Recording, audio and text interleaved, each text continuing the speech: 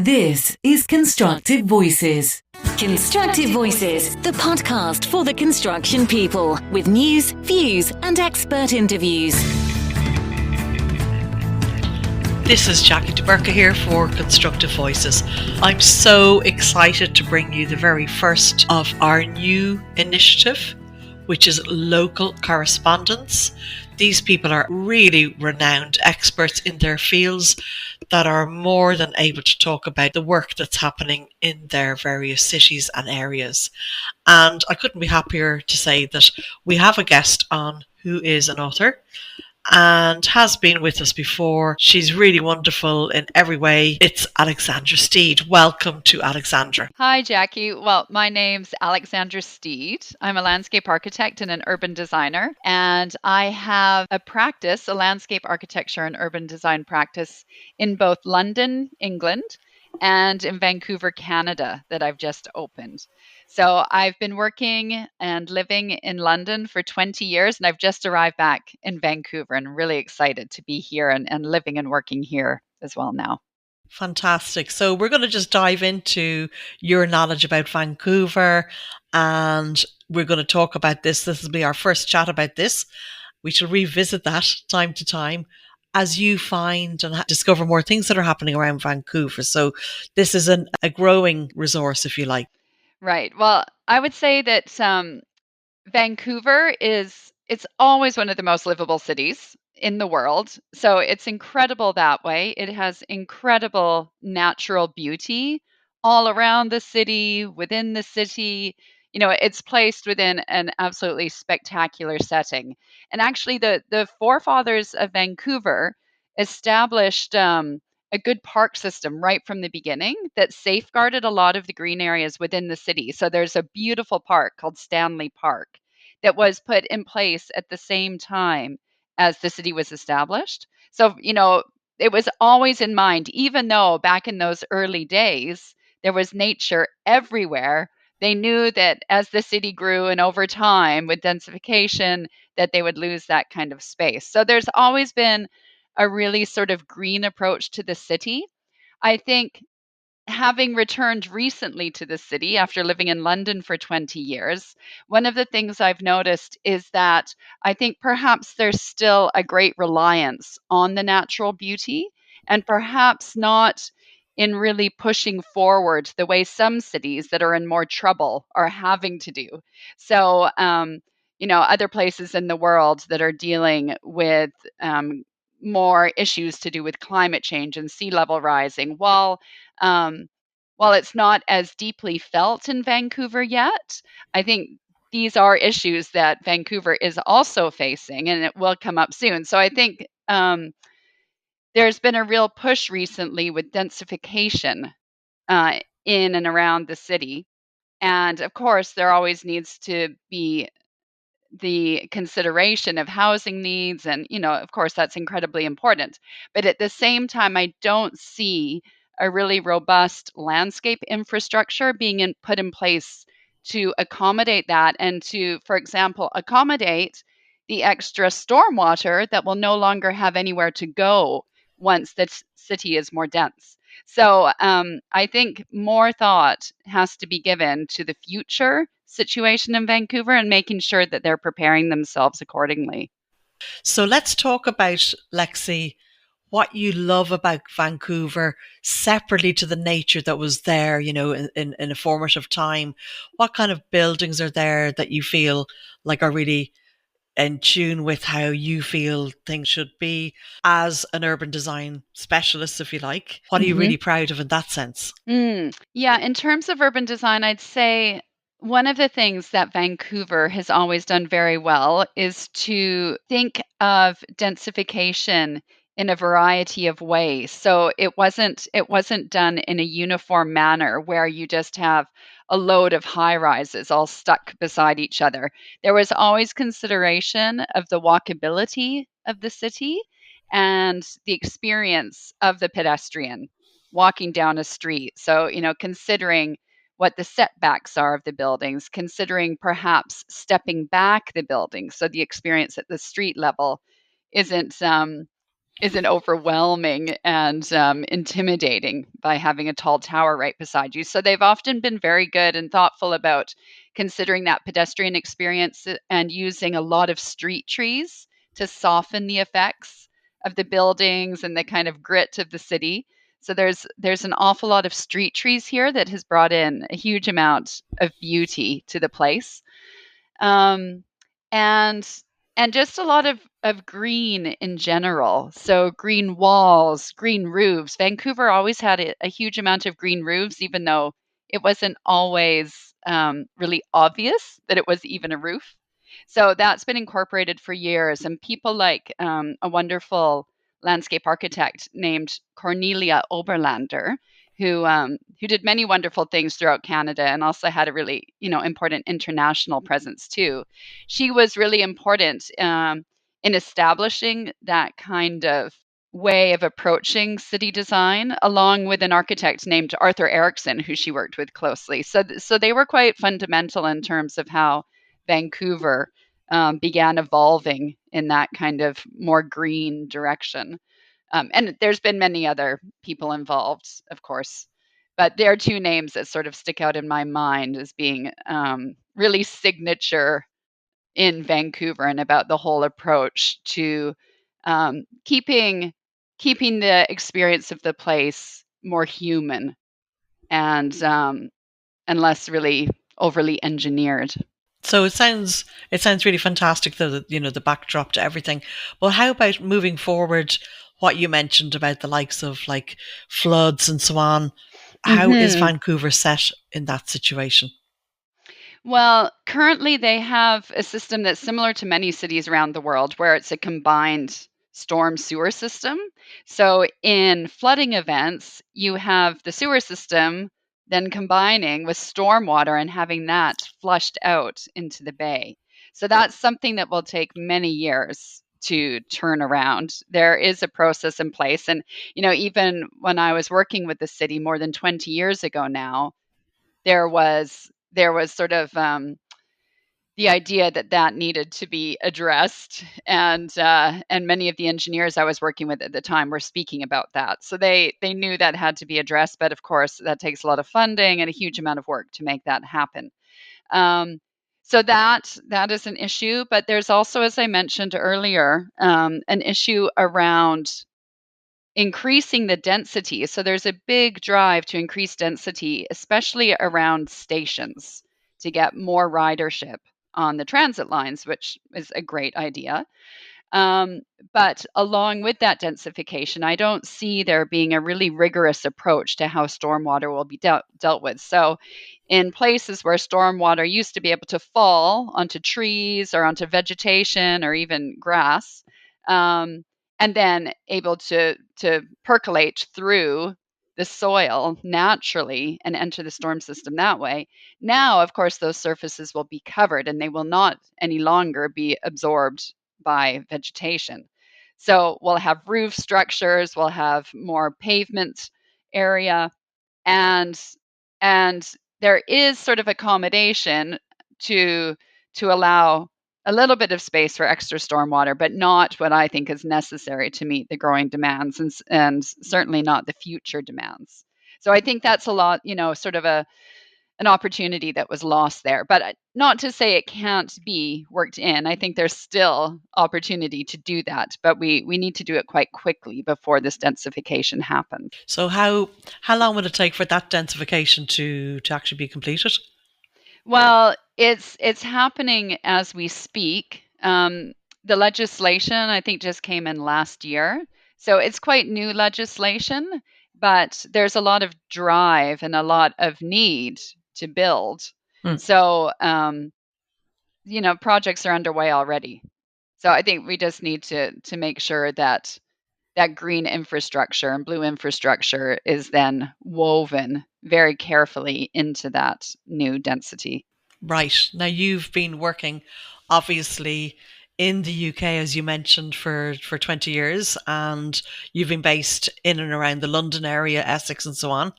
hmm How does this compare with London? Like when you just compare Vancouver and hmm London, side by side, Hmm. I know it's a hard one. It's probably like quite a complex question, but what do you see sort of pros and cons in both cities? I'm asking a complex question, but looking for a relatively simple answer. Well, I think, London is dealing with much more challenging situations because of the numerous layers of history in London. I mean, if you look at a cross section, if you're to cut through a street, for example, there's just layers and layers of infrastructure that are located below the surface level and above the surface level. But, so much of it is hidden. Whereas in Vancouver, because it's a recently new city, it was only incorporated in 1886, I believe. So, it's quite a new city. And before that, it was really just forest and First Nations people living here. So it's changed a huge amount over the last century, but also because of that, there is a lot of opportunity to incorporate really good practices right from the get-go. And a lot of things were done well, I would say, allowing green space and green trees and that sort of thing within city streets. Now that's going to be more difficult to do. And I think it's a little bit disappointing that maybe Vancouver isn't being really assertive about its commitment to keeping that legacy of greenness, of keeping that legacy of living within nature, of living within the forest, and really sort of capitalizing on that and showing the rest of the world how it can be done. So I think at this moment, maybe an opportunity has been lost. Like I said earlier, I think that's something that can be regained fairly quickly. I don't think it's too late. But I do think more energy needs to be put into that. Whereas it's a place like London, they're dealing with the effects of flooding much more sort of violently, I would say. Although here too, a lot of terrible events have happened just in the last year while I've been living here in terms of flooding. Loads of people have been hit hard by that.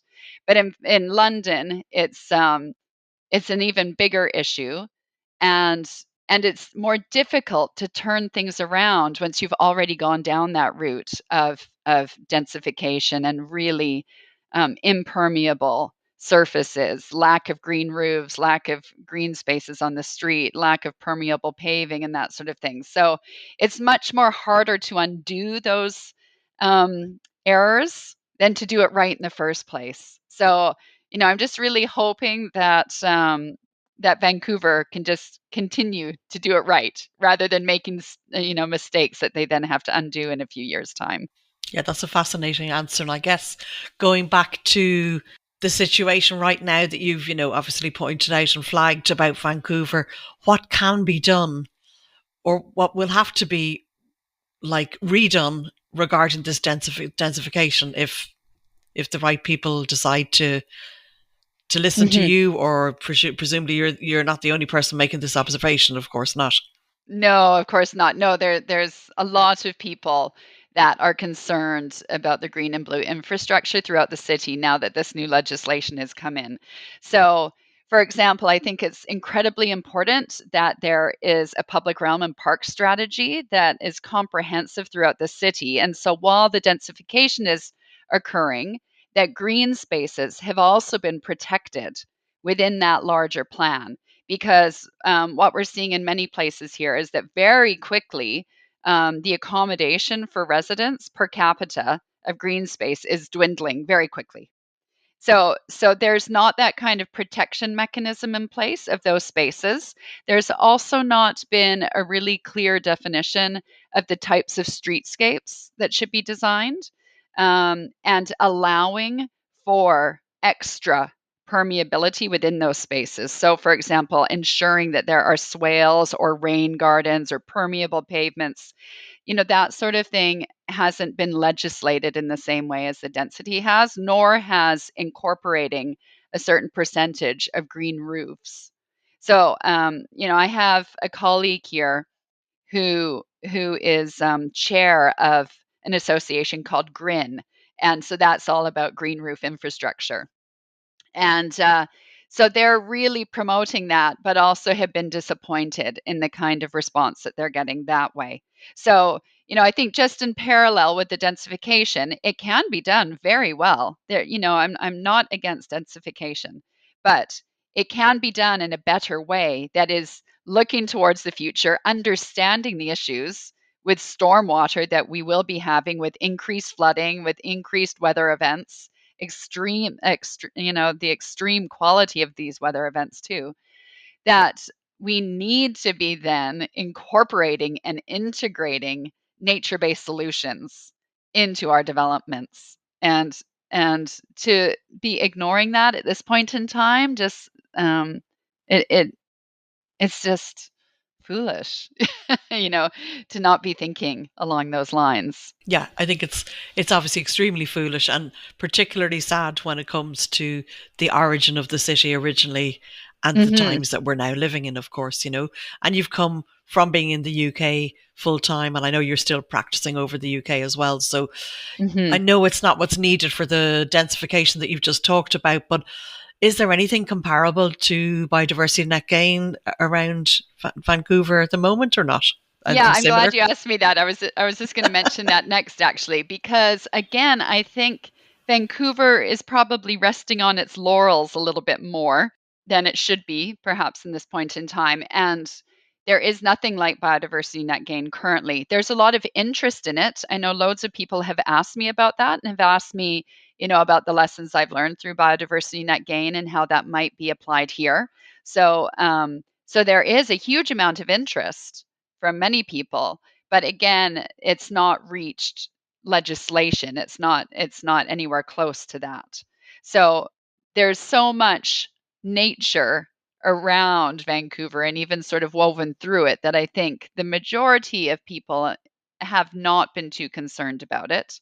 They enjoy it, but also probably consider that it's not too much of an issue here, compared to many places in the world. And that is true. It is better than probably the majority of the cities in the world.